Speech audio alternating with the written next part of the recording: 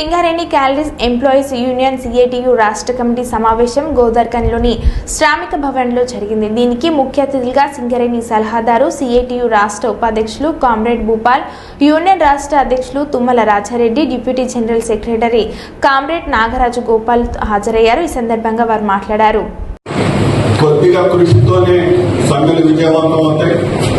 అయితే మన సిఐటియు యొక్క ఉద్దేశం సమ్మె విజయవంతం ఒకటే కాదు, ఏ విధమైన కృషి చేశారు, కొత్త సంబంధాలు మనకి సమ్మె సందర్భంగా మనం ప్రచారం చేస్తున్న సందర్భంగా ఎన్ని వచ్చినాయి, ఎన్ని బస్తీల్లో మనం సమావేశాలు నిర్వహించాము, లేకపోతే ఎన్ని నివాస ప్రాంతాల్లో మనం తిరిగాము, మన యొక్క కృషి ఏంటి అనేది ముఖ్యమైనది.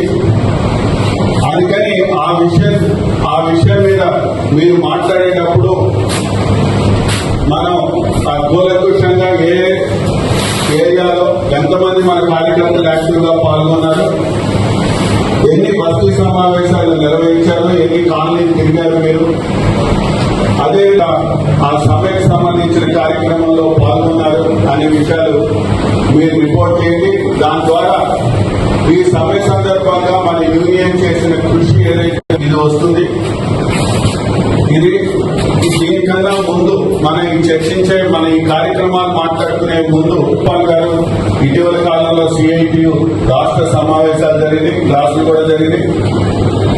ఆ సందర్భంగా సిఐటియు కొన్ని నిర్ణయాలు చేసింది. అందరికీ నమస్కారం. ఈరోజు గోదావరి అనే పట్టణంలో సింగరేణి క్యాలరీస్ ఎంప్లాయీస్ యూనియన్ రాష్ట్ర సమావేశం జరుగుతూ ఉంది. ఈ సందర్భంగా రాష్ట్ర వ్యాప్తంగా కార్మికులు ఎదుర్కొంటున్న సమస్యలతో పాటు సింగరేణి కార్మికుల యొక్క సమస్యలపైన భవిష్యత్తులో సిఐటిగా చేయబోయేటువంటి పోరాటాన్ని చర్చించి కొన్ని కర్తవ్యాలు తీసుకోవాలని చెప్పేసి నిర్ణయం తీసుకుంటా ఉన్నాం. మనందరికీ తెలుసు, తెలంగాణ రాష్ట్రంలోని మొత్తం కార్మిక వర్గం కూడా మన జూలై 9వ తేదీన జరిగిన అఖిల భారత సభలో పెద్ద ఎత్తున స్పందించారు. సుమారు 16 లక్షల మంది కార్మికులు ఒకరోజు సభలో పాల్గొన్నటువంటి చరిత్ర ఉంది. సిఐటిగానే కొన్ని లక్షల మంది కార్మికులను సమీకరించి ఆ రోజు పెద్ద ఎత్తున ప్రదర్శనలు, ధర్నా కార్యక్రమాలు చేశాం. ఎందుకంటే కేంద్ర ప్రభుత్వ విధానాలకు వ్యతిరేకంగా జరిగిన సభలో రాష్ట్ర స్థాయిలో సమస్యలను కూడా కొన్ని జోడించే రకంగా ముందుకు పోవడం జరిగింది. ముఖ్యంగా తెలంగాణ రాష్ట్ర ప్రభుత్వం ఏర్పడిన స్థానిక సమస్యలపై పెద్ద ఎత్తున 31వ తేదీ వరకు క్యాంపెయిన్ చేస్తున్నాం.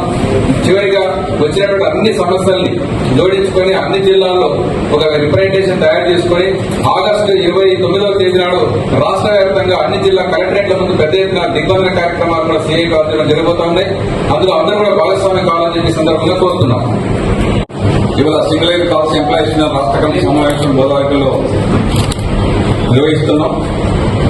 దీంట్లో సింగరేణి కార్మికుల సమస్యల పట్ల లక్ష్య సంఘాలు వైఖరి కార్మికులకు ఏమాత్రం అనుకూలంగా లేదు, వాగ్దానాలకే పరిమితమైంది.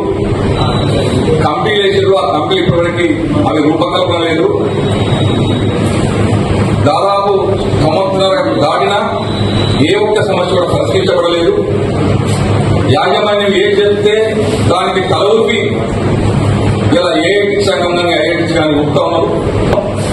అట్లాగే ఈ మధ్య కాలంలో మెడికల్ కూడా జరిగింది. పై హాస్పిటల్కు పంపించి వాళ్ళ రిపోర్ట్ ఇచ్చిన తర్వాత వాళ్ళకు విధానాలు నిర్ణయం చేస్తున్న మెడికల్ బోర్డు దాదాపు 60 మంది మెడికల్ బోర్డులు ఉంటే ఒక 5 మాత్రమే అన్ఫిట్ చేసి మిగతాలందరినీ మళ్ళీ యథావిధిగా మహిళలకు పంపించారు. మరి అట్లాంటి సందర్భం ఉన్నప్పుడు వాళ్ళ హాస్పిటల్ పంపించక వాళ్ళకి ఏమన్నా మీరు చిక్కులో పెట్టేసి వాళ్ళకి ఏమన్నా వైద్య సదుపాయాలను అందించారా, లేదంటే సర్వీస్ ఉద్యోగాలు కల్పించారా, లేదంటే కంపెనీ రూల్స్ ప్రకారం ఏమన్నా హాఫ్ పేమెంట్ ఇట్లా ఇచ్చారా?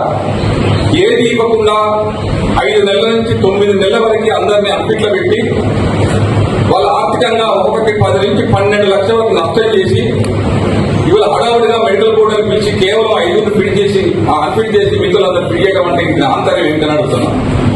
అందుకే కొత్త డైరెక్టర్ గారు, సీఎంఓ గారు వెంటనే మరొకసారి పిలిచి ఇందులో చాలా మంది చూడడానికి మంచిగా ఉన్నాం, వెన్నుపూస బొక్కలగిపోయి మెడనొప్పులతో చాలా మంది బాధపడుతూ ఉన్నారు.